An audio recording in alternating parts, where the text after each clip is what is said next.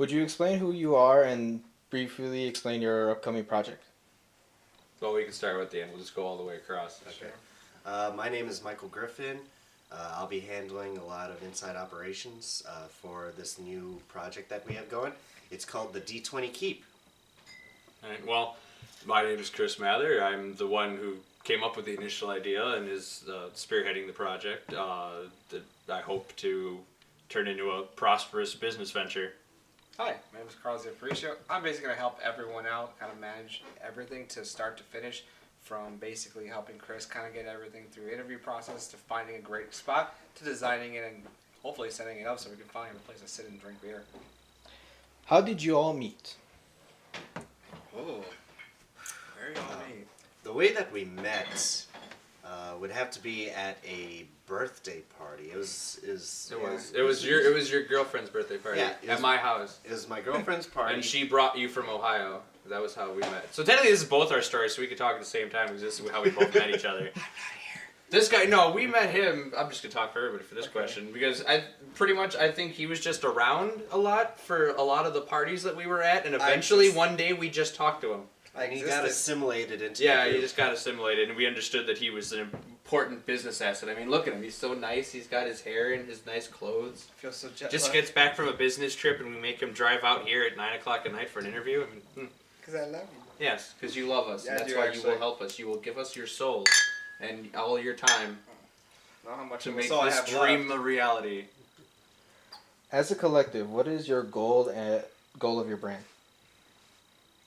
Well, by brand, as you just said, I'm assuming you mean just the business. Yeah. The goal of D20 Keep is generally to be able to have a place where people can come into a geekdom or a fandom of any sort. We're looking to cater to tabletop gamers, Warhammer fans, and we want to be able to have a fun place to do it.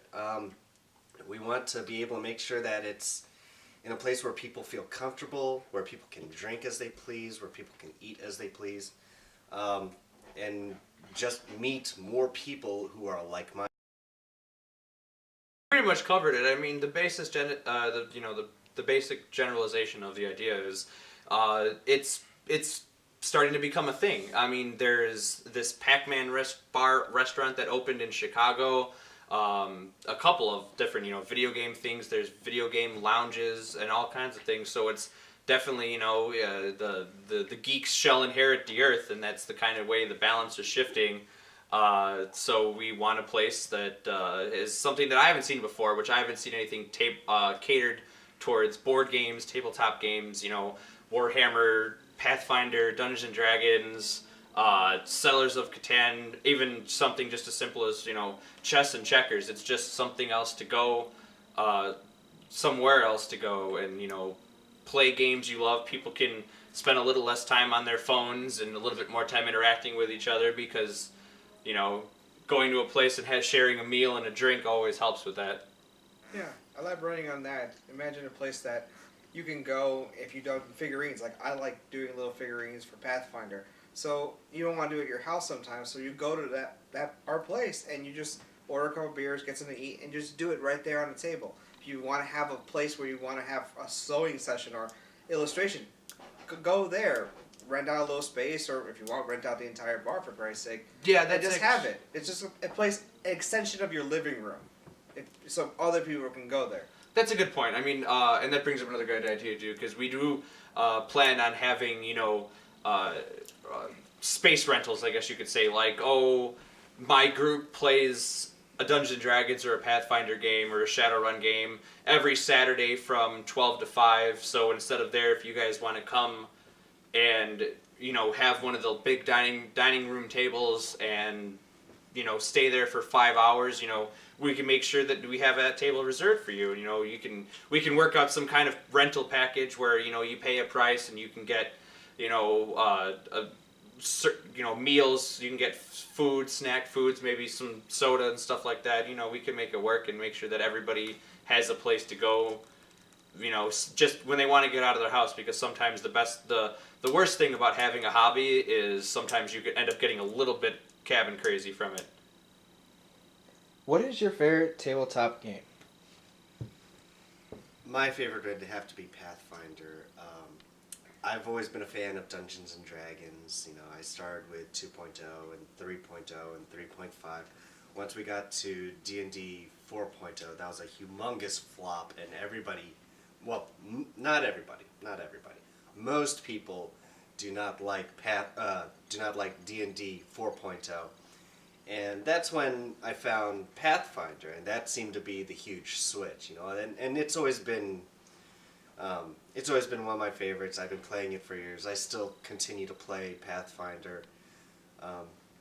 I just think that's the right direction in terms of, you know, a lot of tabletop games. I love Pathfinder. It's kind of a cop-out answer, but it really depends.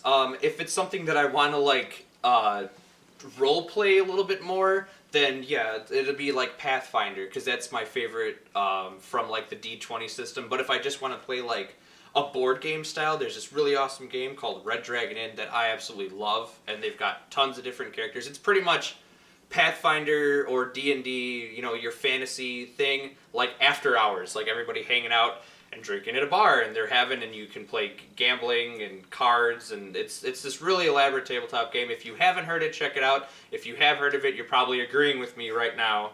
But yeah, so that would cover both ends of it, I suppose. I guess that leaves the odd man out, which is me. I kind of like Risk and chess. Kind of the old school, pick it up when you want. Hell, I still have a game on my computer. I'm playing versus myself for like a good 2 months. I'm still trying to beat myself. It's kind of nice.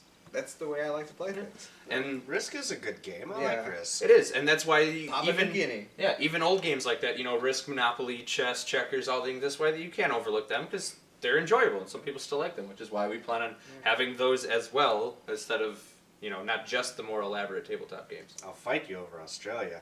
Yeah, bring it. What got you into tabletop gaming?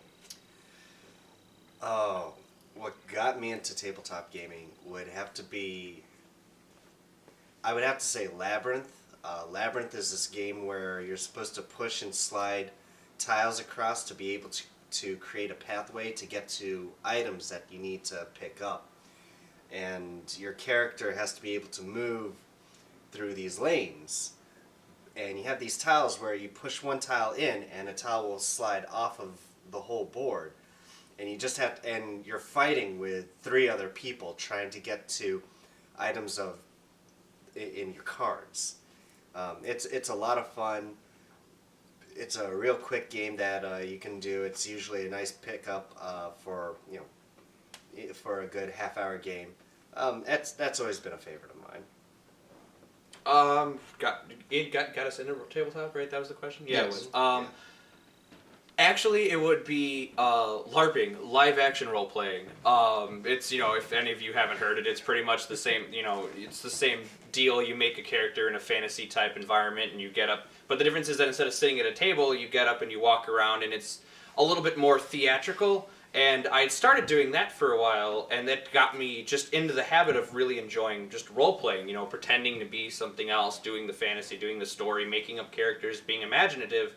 And then finally some random friend then back in high school that I can't remember was just like, hey, I've got these books, let's play this game one weekend, and it was Dungeons & Dragons 3.5, and I started playing that, and it was a cool way for me to still role play, but we all got to, you know, sit, you know, in a dining room or a basement or what have you, and eat pizza and have drinks and just kind of chill out, but still game at the same time. So it was kind of the best of the both.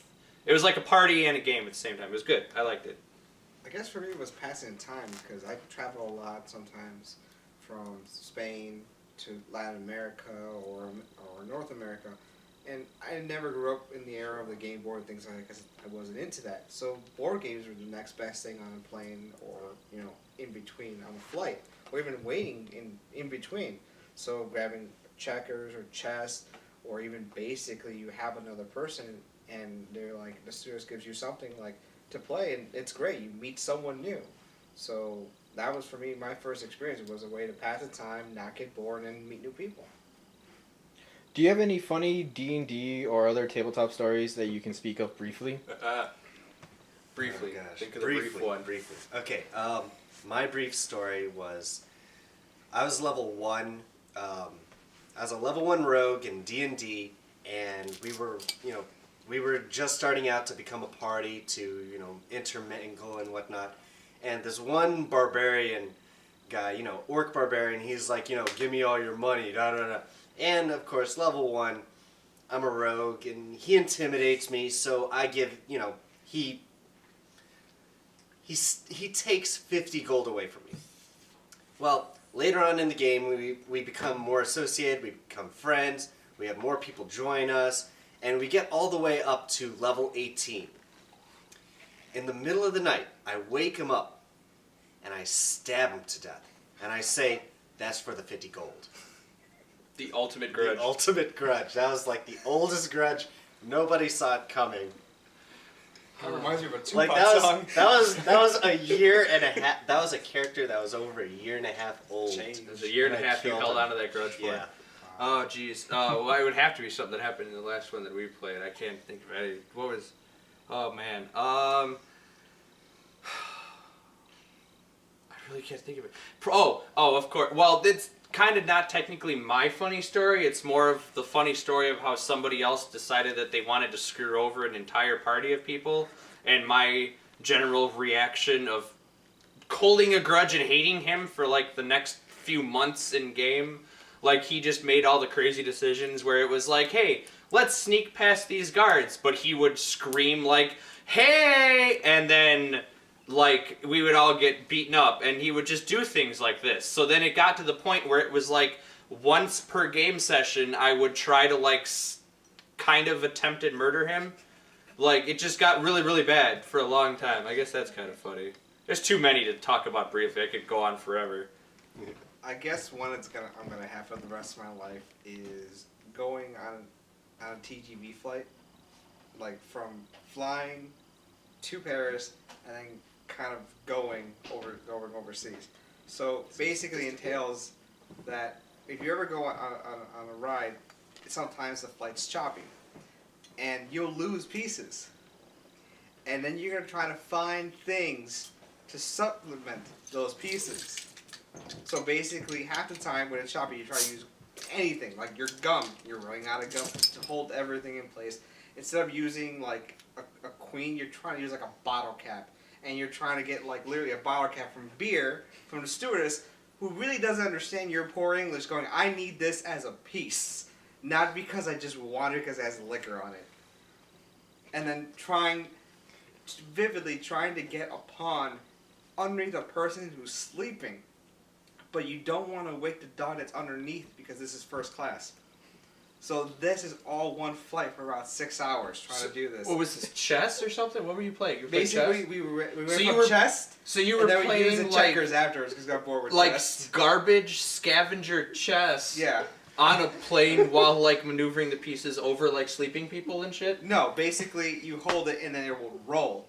So basically, if y'all's are pitch, if it goes down and you're not paying attention, it'll slide. When you grab it, everything still goes. So you'll see that one checkers we just go. You're like, fuck. That's And really you're trying funny. to It's go. not even funny about the game itself. It's just a funny situation that you played a It's game horrendous. in. That's awesome. And you don't know the person, but that's like I do remember that. I do remember that NA kid being there. We never got in contact ever because hell, no cell phones, no Facebook. You know what? But I always have that. I just realized that you just said that, like on camera, that it's gonna be like bleep bleep bleep bleep bleep.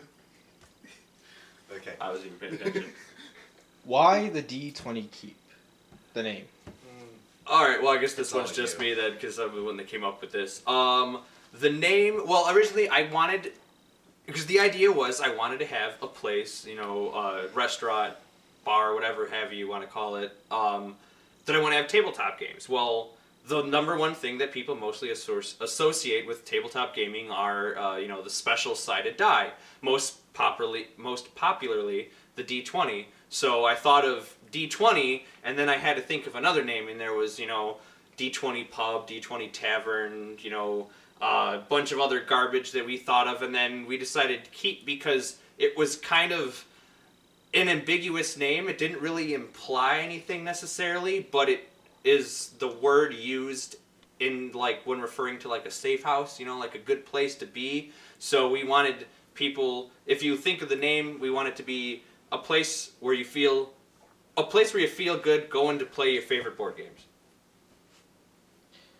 What can the D20 keep bring to the community? Well, to the community itself, anyone in that area that would fit in, you know, with us or has these hobbies in general, can have a place to do it. Like I said, if, you know, 1 week everybody's kind of feeling a little bit restless and they don't want to play a game session in their buddy's dining room, they can come out and they can do it out with us. You know, it's going to be all places to go. It'll be a place for people after work, after school, after, you know, anything, or just during the day. It'll be a good place to come and hang out.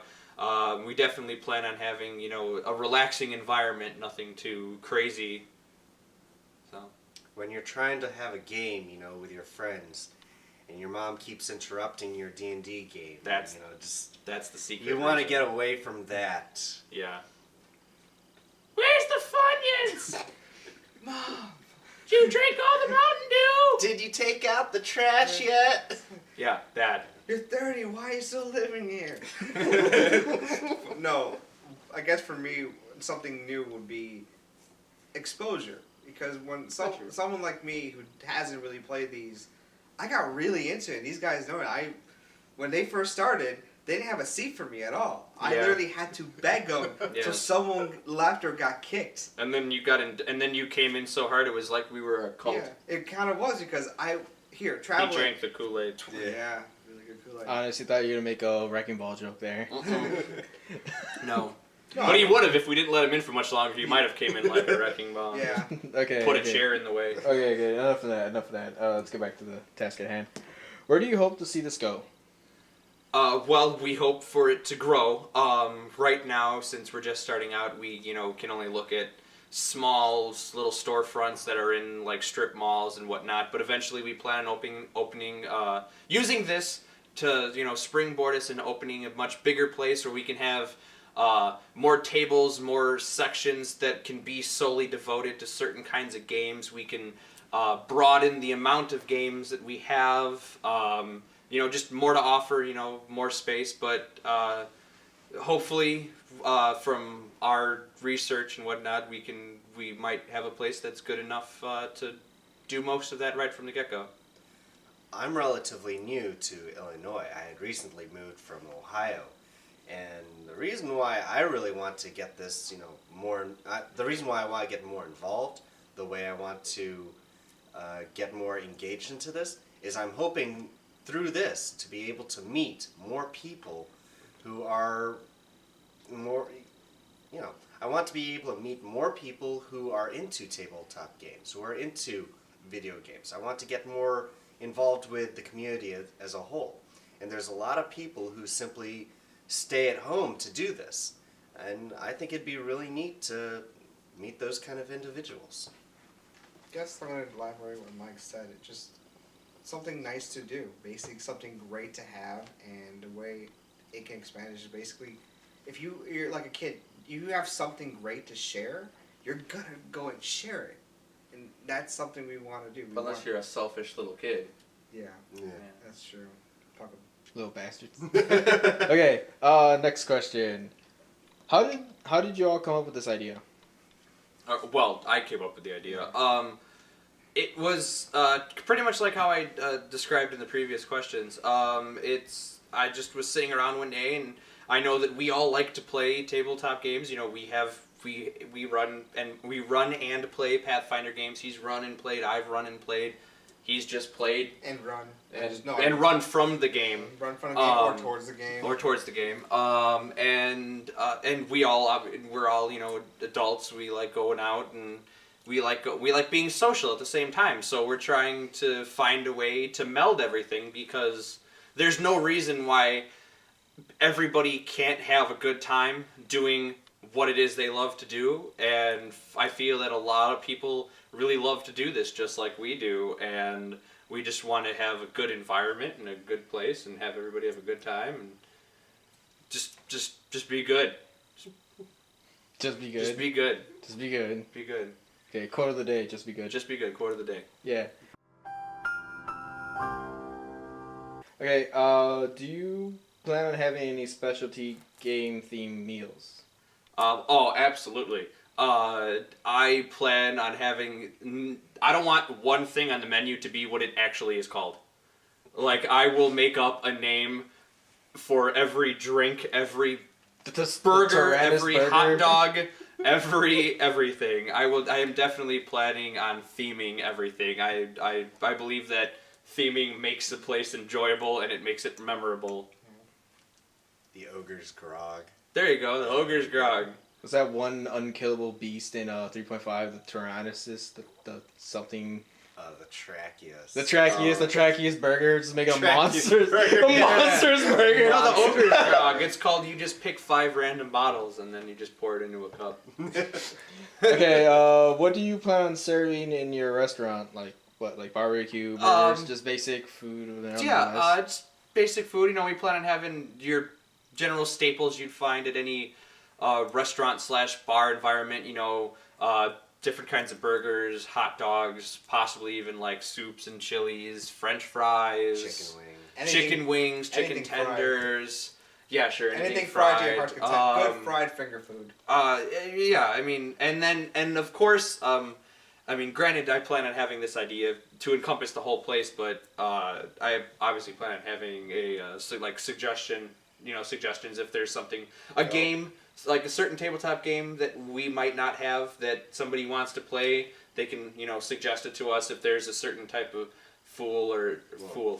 One thing that I would certain like type to of fool, a suggest. jester. We can have a jester at the place. How about that?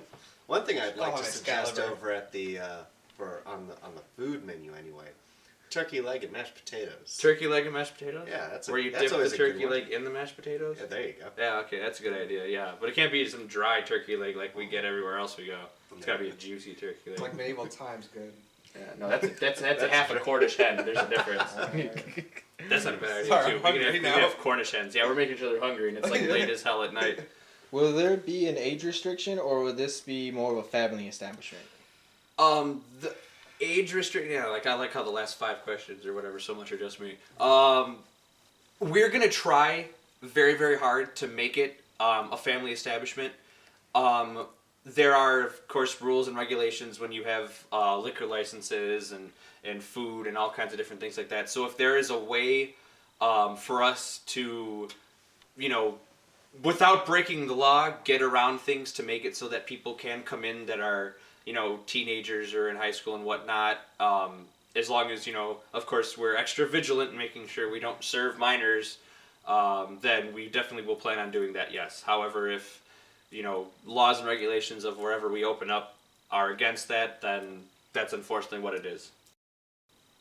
You guys can add to that or whatever. Yeah. If you guys want to. If you have nothing, then you don't have to. It'd be great to be a family establishment where all ages could attend. There may be a regulation where we will have a partition between the bar versus the rest of the establishment, so that one section may be 21 and older, and the other may be Yeah, there you go. of That's a all good one. Basic Yeah, if restaurant we have enough stuff. space for that, that'd be more like a space allocation. Yeah. But yeah, But, that's a good idea. But yeah, I imagine it would be divided by a partition. And reiterating, there's certain contours we have to abide with, but who's to say if we can't have it, say at 5 p.m., kids are just getting out of school and they're having something, but their parents come in. We're not going to let the parents get what they want, but the kids could be there and otherwise be supervised. So no matter what, we're going to sum it up, be lawful, respectful, and supervised. There you go. How do you envision this restaurant? Like, try and paint a picture of words. Well, I guess if this is asking the theme question, we want it to be I think what would the actual terminology be? Like the Eastern European tavern theme restaurant, or the German kind of. We want it to feel like you just walked in as a level 10 orc bard. Yeah, I went really crazy here. The orc can sing. And, just walked into a tavern or something. You want to have everything real woody, kind of, cabin-esque, have maybe even get some, shields on the walls and some dragon head trophies and stuff like that. We definitely wanted to be very heavily fantasy themed, I guess would be the best way to describe it. Fantasy themed. Fantasy themed. That's as good as it gets. Yeah, I don't think we can really say we much could be more like to Lord it. of the Rings asking. It'll be like walking into the Prancing Pony. The Prancing Pony. Anything, There you go. Anything you can touch, wood, nice, like really good ceramic bowls, even the touches of the bars having actual, things like that. Just Yeah, creates things an like environment. torches and lanterns and stuff like that. So you don't have to really force yourself to imagine it. You can say you're at a bar right now in D&D or in Pathfinder or any fantasy, and you don't have to kind of force yourself to. You have the environment. I can play with the lighting, touches, but basically you're gonna touch and feel the things and experience it very hands-on. Mm-hmm. Okay, now time for plugins and shameless whoring. Oh god. Time to say Plugins for shameless. the interviewer Okay. let us have free reign at the wow. end of the video. Okay, well. Okay, you get to go first. Yeah.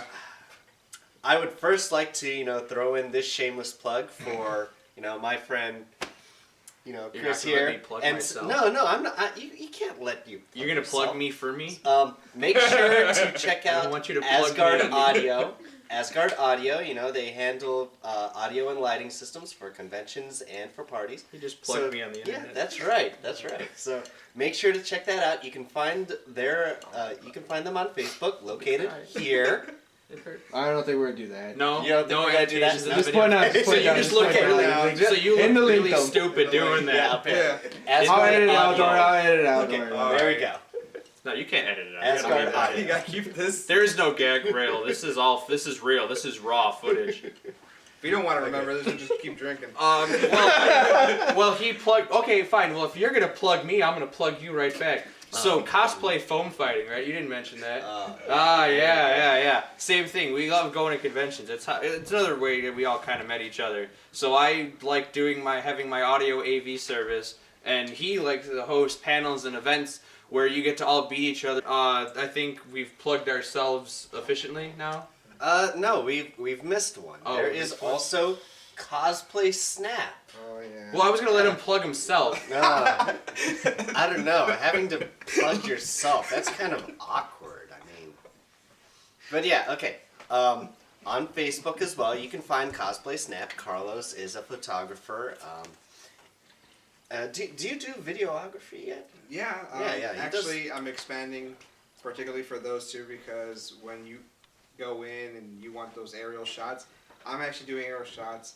I actually have a lovely walk-in Tally H500, so I just put a new GoPro in there. So catch those videos coming soon. I have to practice flying and everything else in between, but I want to expand on my photography and just give really good videos. So if you ever want to see cosplay foam fighting or see a really good set where you have great performers on his stage and sound equipment, you guys will catch him there. All right. And I guess, it's the last plug, I guess. We've all officially been plugged.